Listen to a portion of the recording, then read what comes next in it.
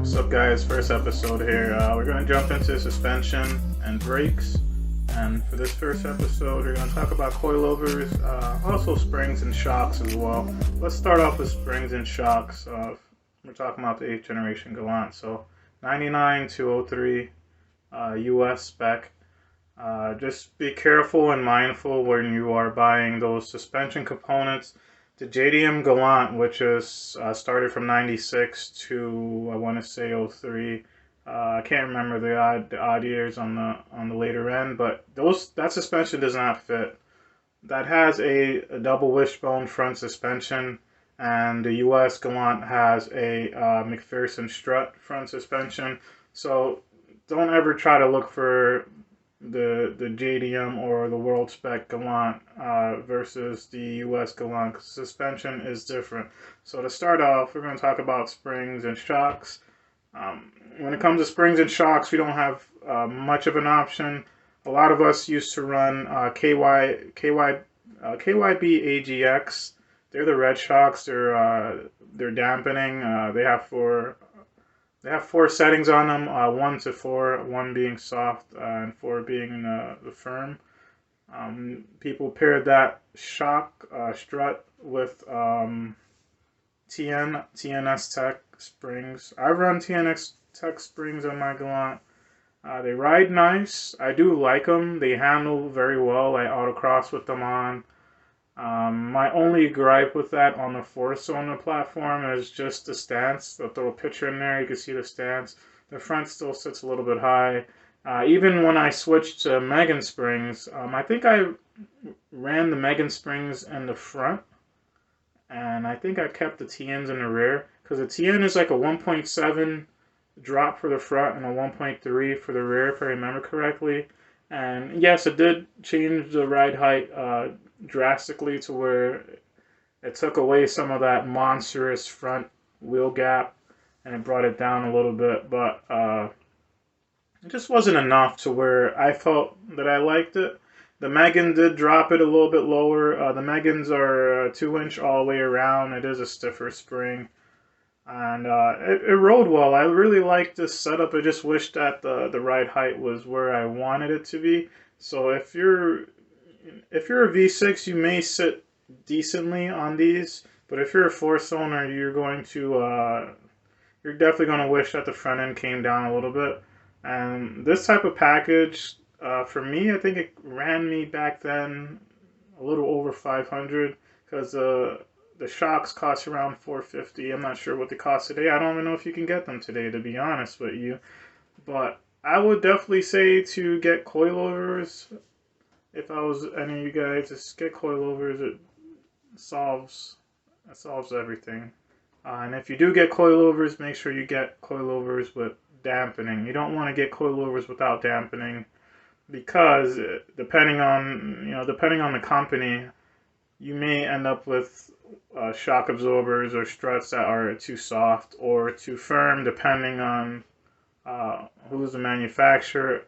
I did run a coilover from NEX. I don't think they're around anymore, but that was the only coilover I ran on my old Galant, and that coilover was really nice. That was not adjustable dampening, but it rode real well.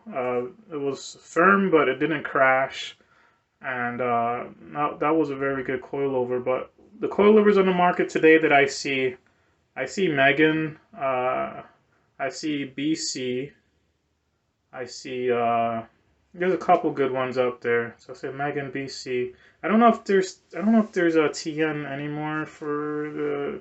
I'll have to check, but you can also check the Eclipse platform. They have the same exact coilovers. I ran Eclipse coilovers on my Galant, and there may be other manufacturers that are not listed under Galant but under Eclipse. So 2000 to 2005 Eclipse has the same exact coilovers that you can run. The spring rates may be slightly different, so that's just something to keep in mind. But the better coilovers are going to be closer to the 1,000. They're going to be somewhere from $700 to $1,000 price range for like the good street coilover. And it does matter it does matter how your vehicle is set up, because I've ridden in my brother's MX6. He has BC coilovers on, and a lot of people love BC coilovers. But when you're slammed on a coilover like that, it's not gonna ride well. Like his was riding pretty stiff. So just keep that in mind when you do, depending on what your taste is. If you're gonna lower your car and, like, you know, have it scraping off the ground, you're going to be running on something. You're going to be running on pogo sticks. Basically, it's going to be a hard ride. But if you're like me and you just like maybe like a one finger wheel gap, or a 2-finger wheel gap, then you'll be fine with running a coilover like BC. But I will say, do your research, because I've heard people down talk Megan coilovers. I've seen people down talk Godspeed. And it really depends on how you set your vehicle up. It's not just a plug and play. You just don't get the coilovers and throw it on. You got to adjust the height. Then you got to adjust the dampening to fit your ride style. So that plays a big part in setting up your vehicle correctly. Just do your reviews and watch a couple videos. My current Galant, I do have the max speeding rods on. They're basically a placeholder for now. I think they're 24-way or 32. I can't remember. It's adjustable from max speeding rods. They're cheap coilovers. I bought them for just under 300. These are the orange ones or yellow ones, whatever color it is. And for me, so far, they ride decent. They don't ride like my Nex. My Nex coilovers rode really well. These max speedings ride this a little bit stiffer. They corner very well though. There's very flat cornering with them, but this isn't my daily car. I don't drive it much. I probably put 500 miles on it since I put the coilovers on, so I don't drive it much. Just be mindful when you do buy coilovers. Those max speeding rods, they are cheaper for a reason. What I've seen setting them up, it took a long time for me to set them up because like the ride height wasn't tailored to a vehicle specifically. They kind of just mix and match parts that will bolt onto your vehicle. Because when I first put them on, let's see if I can remember correctly, the rears are very short. So I had to extend the rears, like almost maxing them out, like ride height wise. And the front was very tall, so I had to really lower the front.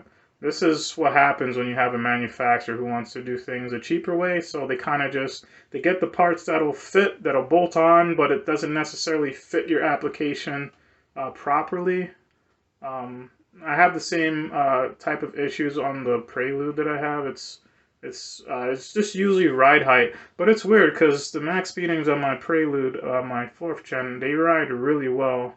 I actually took my TNs off the 4th gen just to throw the max speeding rods on just to see what they were about, because I wanted something just slightly stiffer than the TNs, and they ride very well. So it does depend on the application for a manufacturer like that.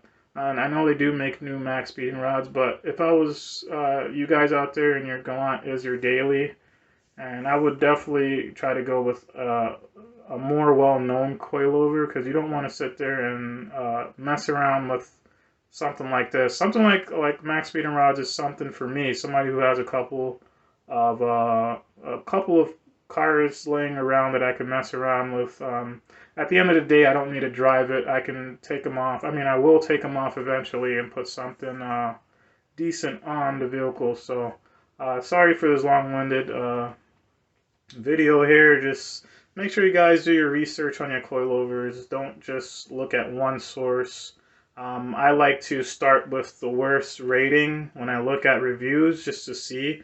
Because if you start with the worst rating and you start to see that similar problem come up, then you kind of understand what's going on. Don't ever go for like the best star rating to start out first, because you'll just get hooked into, oh, all these ratings are good, and you never actually see what people have issues with. Maybe the issues with just the shipping, maybe the issues with something minor, maybe the way they set it up, but it'll give you a good indication of what's going on. So that's it for now. I think next video we're going to jump into maybe sway bars and strut bars. But I'll catch you guys later. Don't forget to like, comment, subscribe, and I'll catch you in the next vid. Peace.